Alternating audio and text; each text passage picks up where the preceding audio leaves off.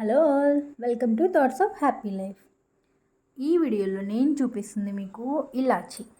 ఈ ఇలాచి మెయిన్గా మనం పాయసంలో యూస్ చేస్తాం, ఇంకా టీలో యూస్ చేస్తాం, చాలా పర్పస్, ఇంకా మా బిర్యానీస్లో కూడా యూస్ చేస్తాం.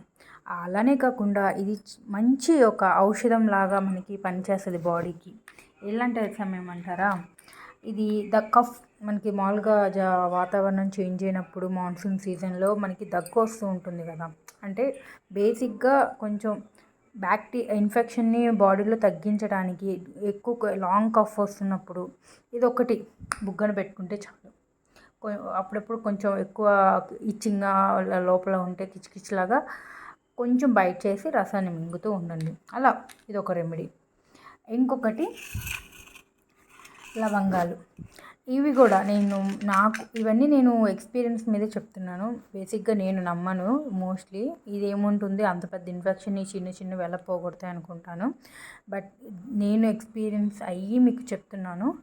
ఇది కూడా ఎప్పుడైతే మీకు గొంతులో కొంచెం అలా అన్కంఫర్టబుల్గా ఫీల్ అవుతున్నా కానీ ఆల్టర్నేట్గా తీసుకోండి. ఒక లవంగం బుగ్గను పెట్టుకొని ఎప్పుడైతే కొంచెం బైట్ చేస్తూ దాని రసాన్ని మింగుతూ అలా ఉండండి. సో ఇది కూడా మీకు బాగానే పనిచేస్తుంది. ఇనిషియల్ స్టేజ్లో అయితే మీరు ఇది ట్రై చేయండి. అండ్ మరీ అంత లేదు బట్ రావచ్చు అన్న టైంలో ఇది ట్రై చేయండి. ఒకటి ఈ రెండు కాకుండా ఇంకా ఎక్కువ ఉంది మనకి దగ్గు. ఇంకా నైట్ అయితే మనం నిద్రపోతూ ఉంటాం, మనకి ఇంకా మనం ఏం తీసుకోపోయినా మనకి దగ్గు వచ్చే అవకాశం ఉంది. అంటే ట్యాబ్లెట్ కాకుండా నేను రెమెడీ కోసం న్యాచురల్ ఇంగ్రీడియంట్స్తో ఇది అల్లం. ఈ అల్లం ఇక్కడ కొంచెం ఎంతైతే కట్ చేశానో ఇప్పుడు చూసారు కదా, ఈ పార్ట్ ఎంతైతే కట్ చేశానో అది చాలా స్లైస్గా, మనకి బంగాళదుంప చిప్స్ ఇవి ఎలా దొరుకుతాయి, మనం బయట లేస్ ప్యాకెట్స్ తింటాం కదా, అలా కొంచెం స్లైస్ చేసి అల్లాన్ని గ్యాస్ స్టవ్ మీద కొంచెం, లేకపోతే బొగ్గుల కుంపడి మీద లైట్గా ఒక 2 minutes మనం వేడి చేసేసి బుగ్గను పెట్టుకుని బైట్ చేస్తూ కొంచెం దాని రసం కనుక తింటే మనకి చాలా ఉపయోగపడుతుంది.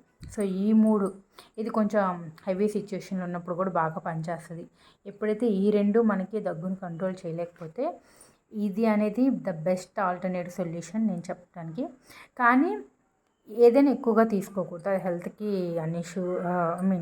ఇష్యూ లాగా అవ్వచ్చు. సో ఏదైనా మనం మోతాదులో బాడీ ఎంతైతే మనకి తట్టుకోగలుగుతుందో వేడి చేయకుండా ఆ పరిమాణంలో తీసుకుంటూ, కొంచెం హాట్ వాటర్ తీసుకుంటూ, ఇంకొన్నిసార్లు ఏమో ఆవిరి పెట్టుకుంటూ ఉంటే అసలు పర్ఫెక్ట్. ఇంకా మనకి ఎలాంటి ఇష్యూ ఉండదు. ఇలా జలుబు దగ్గు కఫం వాటికి ట్యాబ్లెట్కి అవసరం లేదు.